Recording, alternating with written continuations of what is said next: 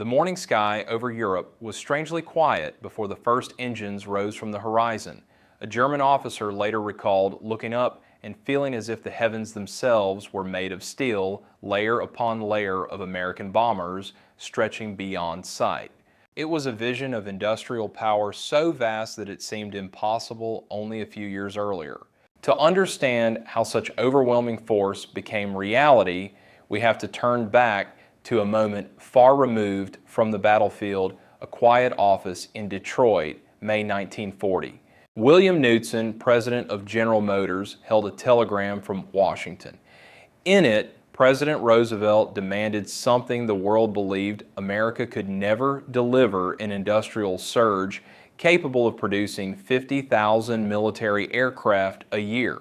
At the time, American aircraft production barely reached 3,000 planes annually. Germany dismissed Roosevelt's goal as empty propaganda. Their intelligence reports insisted the United States lacked the workforce, the tooling, and the engineering culture required for true industrial warfare. They were wrong. What followed was a transformation that would shape the arsenal of democracy, ignite factories like the Willow Run bomber factory, and flood the skies with machines that would change the course of World War II. But behind those numbers lies a deeper question. How did a nation that seemed unprepared become the greatest air power manufacturer in history? When Roosevelt issued his call in May 1940, the world was already slipping into darkness. France was collapsing.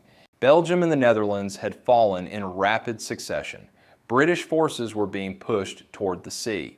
Across the Atlantic, the United States possessed fewer than 3,000 military aircraft, a number so small that senior officers quietly wondered whether the nation could defend its own shores, let alone influence a global war. In the cold arithmetic of military power, American aircraft production seemed irrelevant.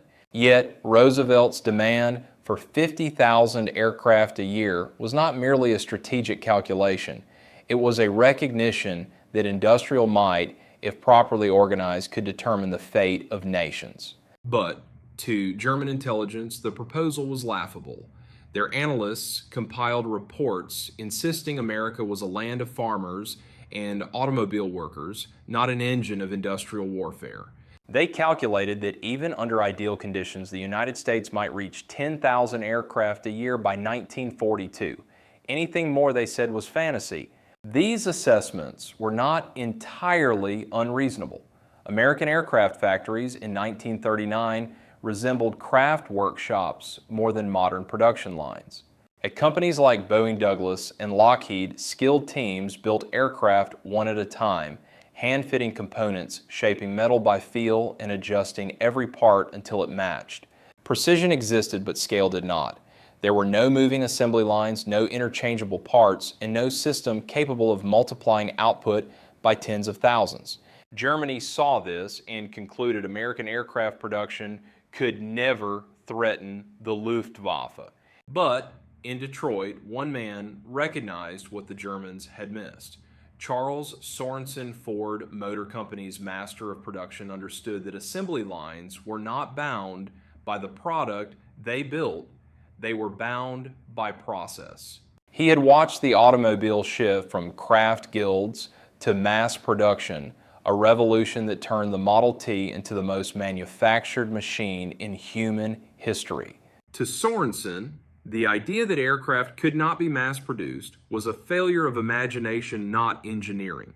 His turning point came during a visit to Consolidated Aircraft's B-24 plant in San Diego.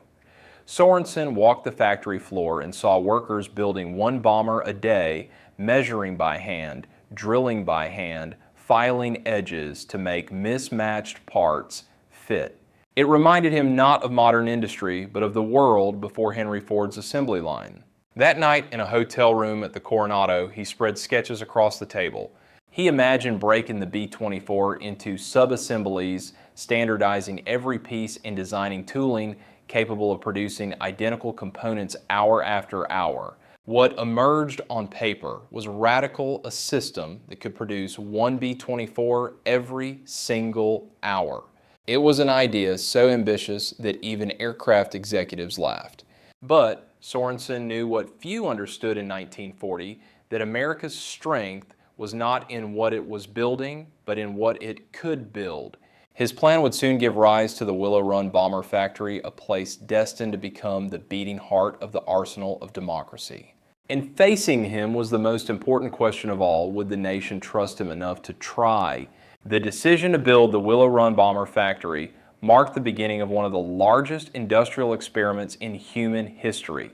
Located on farmland west of Detroit, the site looked ordinary at first glance, just fields, trees, and the quiet bend of Willow Run Creek. But within months, that landscape transformed into a structure so vast that workers joked it looked less like a building and more like a continent under a single roof. Albert Kahn, the architect who had designed Ford's most ambitious plants, was tasked with creating something unprecedented. The result was a 3.5 million square foot L-shaped facility with a mile-long assembly line and a 90-degree turn engineered directly into the building. The roof covered 78 acres. Inside, thousands of machine tools waited to shape aluminum into the bones of a bomber. Outside, a dedicated airport with 6 runways and massive hangars allowed aircraft to be flown moments after completion.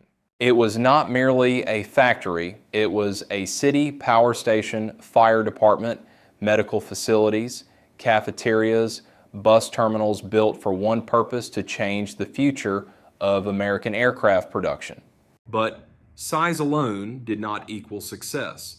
By late 1941 and early 1942, Willow Run's scale seemed to work against it. Workers struggled with aluminum, a metal that demanded delicacy unfamiliar to automobile teams. Tooling crushed parts. Tolerances were off by fractions of an inch that mattered in flight, but not on highways. Engineering changes from the military arrived, constantly forcing Ford to halt sections of the line and rebuild equipment. Month after month, the output remained the same: 0 completed bombers. Newspapers mocked the effort, calling it "Will It Run" instead of Willow Run. Congressional investigators questioned whether Ford had overreached. Even seasoned managers wondered if Sorenson's vision had been a step too far. But for the workers on the floor, the failure felt personal. A poorly driven rivet on a car might mean a warranty claim. A flaw on a bomber could mean 10 lives lost over Europe. That responsibility forged a sense of purpose inside the factory, quiet, heavy, and unmistakable. Sorenson responded the only way he knew how: by breaking the massive problem into thousands of smaller ones. He reorganized production into 11 major assemblies and 69 sub-assemblies. He built training schools that operated day and night, teaching riveting sheet metal work, hydraulics, and electrical systems to thousands each week. Willow Run became not only a factory, but an academy of aviation manufacturing, producing both bombers and the workers capable of building them. Progress came slowly, then all at once. In September 1942, after 11 months of struggle, the first complete B-24 rolled out of the plant. It was not ready for combat, and neither were the next 55 aircraft, but each carried lessons that reshaped the production system. Tools improved, workflows stabilized, quality tightened, and gradually a rhythm emerged inside the Willow Run bomber factory, the rhythm of a nation learning how to wage industrial war. That rhythm was about to change the world and fulfill the promise of the arsenal of democracy. By early 1943, the slow struggles inside Willow Run began to give way to something extraordinary. Output rose month after month: 31 bombers in January, 59 in February, 75 in March, 104 in April, 130 in May. The momentum felt less like improvement and more like ignition. The sub-assemblies moved in synchronized patterns. The mile-long line hummed with a steady pulse. The workers, many of whom had never touched a machine tool before the war, now shaped aluminum with the confidence of veterans. The Willow Run bomber factory was finally alive, and Willow Run was not alone. Across the country, a revolution was unfolding. Boeing's Plant 2 in Seattle turned out B-17 flying fortresses at a pace once thought impossible. Douglas Aircraft in Long Beach mass-produced C-47 transports, the backbone of Allied logistics. North American Aviation perfected the P-51 Mustang, a fighter whose range would change the air war. Lockheed produced sleek P-38 Lightning's twin-boom fighters that screamed across every theater. It was not a collection of factories anymore, it was a network, a living system. Together, they formed the true physical shape of the arsenal of democracy, and at its heart was the accelerating rhythm of American aircraft production. The impact reached Europe with terrifying clarity.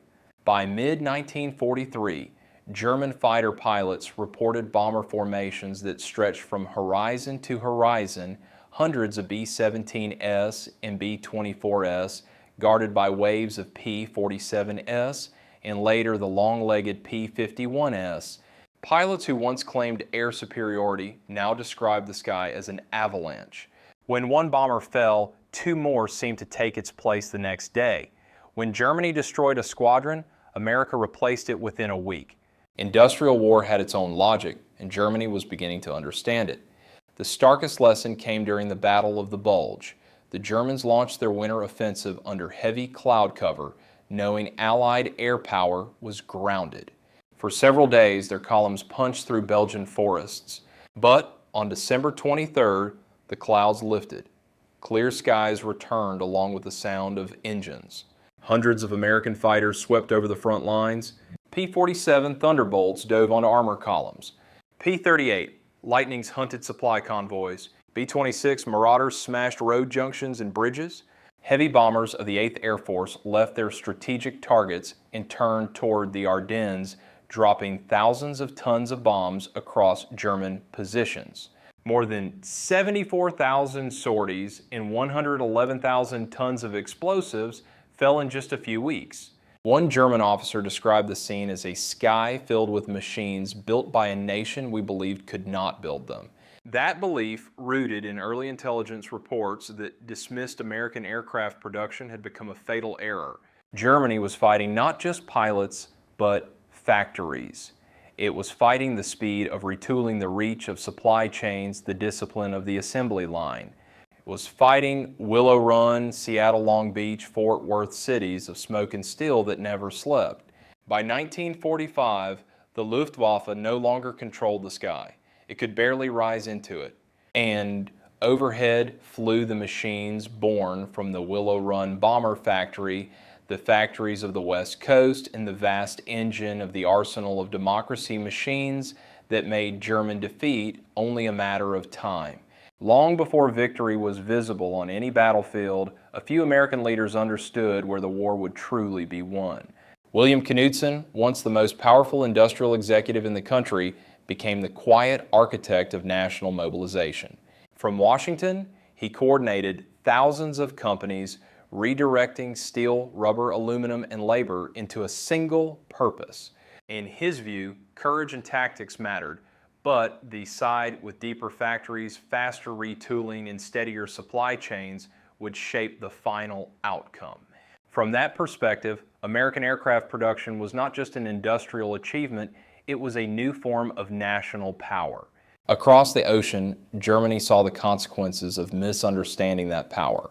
Albert Speer, Minister of Armaments, later wrote that German intelligence failed not because it lacked information, but because it lacked imagination. Reports from America describing assembly lines, tooling, upgrades, and the rise of the Willow Run bomber factory were dismissed as exaggerations.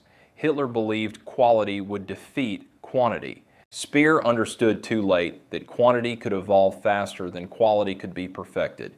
The Third Reich, he wrote, was defeated by a flood of material we had no capacity to match. The strategic lesson rippled far beyond Europe.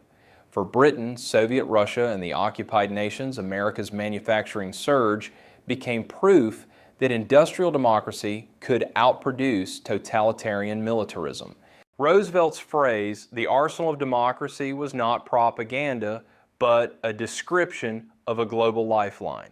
Food trucks, locomotives, tank ships, and above all aircraft kept the Allies fighting on multiple fronts. Production itself became a form of diplomacy, a message sent not in words but in crates, fuel drums, in the steady drone of engines. Today, historians point to this period as the moment modern warfare changed forever. Wars were no longer decided solely by generals, doctrines, or elite units. They were decided by throughput, by how quickly a nation could train, workers replace losses, and put new machines into the field. In that sense, American aircraft production was not simply a wartime achievement, it was a demonstration that national survival in the 20th century depended on industrial resilience. The world took notice, and it still does. When the war finally ended and the engines fell silent, the world was left to make sense of what had happened.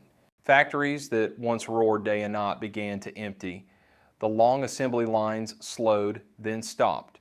Workers who had spent years shaping aluminum and steel returned to farms, offices, and small towns. Yet, the legacy of those years of the choices made, the risks taken, and the machines built did not fade. It became part of the country's identity, etched into the memory of a generation. The achievement of American aircraft production was measured in numbers 300,000 aircraft in 4 years, but its meaning lived in quieter moments. In the draftsman who stayed late to redesign a failing component, in the young woman who learned to rivet because her brothers were fighting overseas, in the test pilots who climbed into unfinished bombers, trusting the hands of strangers, in the families whose sons flew to Europe in aircraft built by the Willow Run bomber factory, Seattle's plant, 2 Long Beach, Fort Worth, and dozens of other places stitched into the industrial fabric of a nation. This was the true shape of the arsenal of democracy, not just steel, but people, ordinary citizens who transformed wartime fear into disciplined, relentless effort. Their work shortened. The war protected the soldiers who carried the fight and helped end one of the darkest chapters in human history. And their legacy still raises a question worth asking today: what kind of strength must a nation preserve to endure the next great test? For many, that answer lies not only in military hardware, but in the resilience of its industries, the skill of its workers, and the unity of its society when the stakes are highest. The story of American aircraft production is ultimately a reminder that national power grows from individuals who decide that their labor, however small, matters. If this story resonates with you, if you believe the lessons of the arsenal of democracy still speak to the world we live in, consider joining us on this journey. Share your thoughts below. What do you see as the greatest legacy of this era, and what lessons should we carry forward? The war is long over, but the history is still being written. Thank you for watching.